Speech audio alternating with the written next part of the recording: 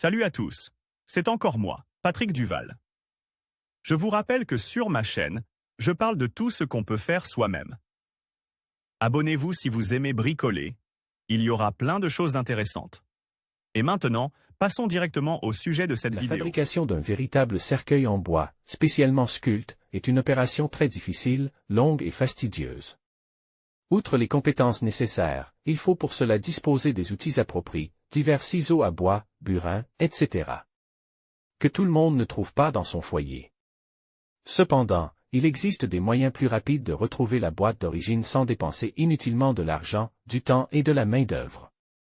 Vous aurez besoin de une boîte de la taille souhaitée, du carton ondule fin, provenant par exemple d'une boîte à chaussures, du ruban adhésif double face, une règle, un simple crayon ou un marqueur, des ciseaux, un couteau à papeterie, un pochoir pour les lettres, peinture, verte et noire, vernis transparent, fabrication d'un cercueil. Comme vous l'avez deviné, le cercueil sera fabriqué à partir d'une boîte. N'importe quelle boîte. J'ai pris une boîte d'IKO, elle s'ouvre très bien, elle glisse lentement sous son propre poids. Ensuite, il suffit de styliser la boîte choisie pour qu'elle ressemble à une boîte de l'armée. Nous ne décorons que la moitié supérieure, c'est-à-dire le couvercle. Pour ne pas souffrir et ne pas découper chaque planche dans du carton séparément, nous prenons simplement les mesures de la boîte. Longueur, hauteur, largeur, et nous découpons un morceau de carton entier pour chaque plan. Lors de la prise de mesure, puis de la découpe, n'oubliez pas de prévoir une marge pour le fouet dans les coins. À l'aide de ruban adhésif double face, collez chaque morceau de carton sur le code correspondant de la boîte. Ensuite, mesurez précisément la largeur d'un des côtés et convertissez-la en millimètres. Divisez le nombre de millimètres obtenus par 4 ou 5, selon votre choix.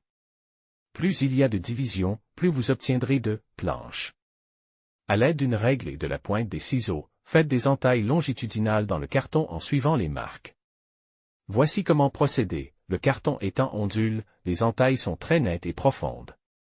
Vous obtenez un relief semblable à celui d'une surface en carton.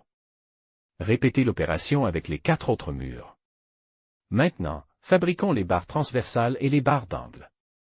Dans le même carton, découpez des bandes un peu plus étroites que les planches improvisées. Fixez-les également, à l'aide de scotch, en travers des planches, sur le plan supérieur. Sur les extrémités longues, collez le prolongement vers le bas, de la même largeur. Sur les extrémités courtes, collez les barres transversales, près des coins. Coupez une traverse supplémentaire sur les extrémités courtes, mais ne la collez pas encore. Ensuite, à l'aide d'une pointe de stylo ou d'un autre objet pointu similaire, faites des perforations imitant des clous martelés au endroit où elles doivent se trouver. C'est maintenant au tour de la peinture. Il y a là une subtilité. Comme je n'avais de la peinture qu'en boîte, j'ai dû la pulvériser dans un récipient pour peindre à la main, et non par la méthode de l'aérosol. Cela est nécessaire pour une ressemblance plus complète avec la vraie boîte, dont la peinture s'est effacée par endroits avec le temps. À l'aide d'une éponge ou d'un pinceau, étalez négligemment, exactement étalez, pas trempé, la peinture sur la surface de la boîte, le long des planches. En séchant, appliqué de cette façon, vous obtiendrez la structure d'une surface peinte depuis longtemps et frottée par le temps. Colle maintenant les barres transversales préparées précédemment aux extrémités courtes, sur les bandes d'angle, exactement au milieu. Peignez-les de la même manière.